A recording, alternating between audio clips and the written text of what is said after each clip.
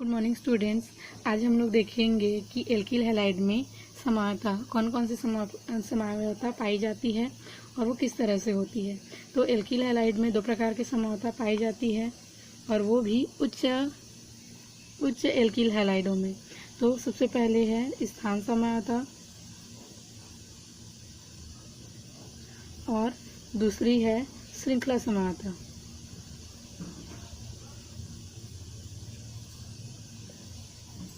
तो स्थान समावयवता में देखते हैं क्या होता है। तो स्थान समावयवता किसको बोलते हैं कि जब हमारा हैलोजन परमाणु अलग अलग कार्बन से जुड़ जाता है तो वहाँ पर ये वाली समावयवता उत्पन्न हो जाती है।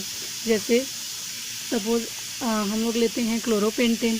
तो क्लोरोपेंटेन में कितने कार्बन होंगे? 5 कार्बन।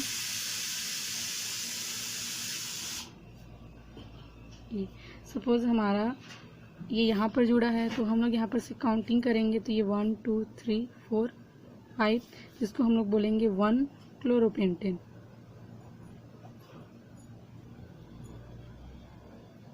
अगर यही जो क्लोरीन है वो इस कार्बन से ना जुड़कर इस कार्बन में अगर जुड़ता है तो उसका नाम हो जाएगा 2 क्लोरोपेंटेन।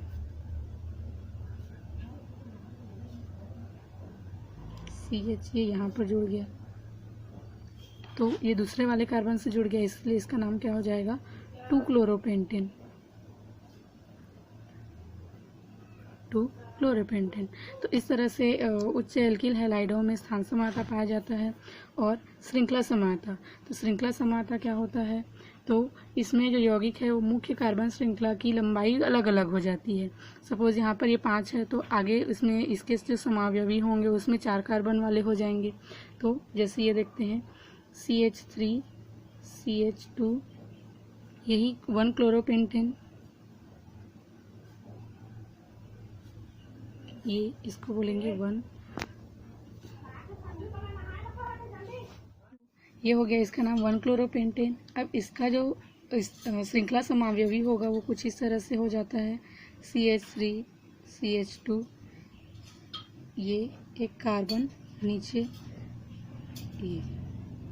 तो यहाँ पर अगर हम लोग श्रृंखला चुनेंगे तो ये कुछ इस तरह से होगी 1 2 3 4। तो यहाँ पर ये 4 वाला हो गया, मतलब ये ब्यूटेन हो गया। इसका नाम हो जाएगा 1 पोजीशन पे क्लोरीन 1 क्लोरो 2, 2 पोजीशन पे मेथिल और ये क्या है? ब्यूटेन। 4 कार्बन वाली श्रृंखला चुने हैं, ब्यूटेन। तो इस तरह से हम लोग देखते हैं कि पहले वाले में 5 कार्बन था वो पेंटेन था और इसमें भी 5 कार्बन है, लेकिन ये मुख्य श्रृंखला के रूप में ना होकर कुछ इस तरह से है और इसका नाम हो गया है 1 क्लोरो 2 मेथिल ब्यूटेन। तो इन दोनों को आपस में हम लोग बोलते हैं श्रृंखला समावयवी और इसको हम लोग कहते हैं स्थान समावयवी। ये दोनों आपस में एक दूसरे के समावयवी होंगे।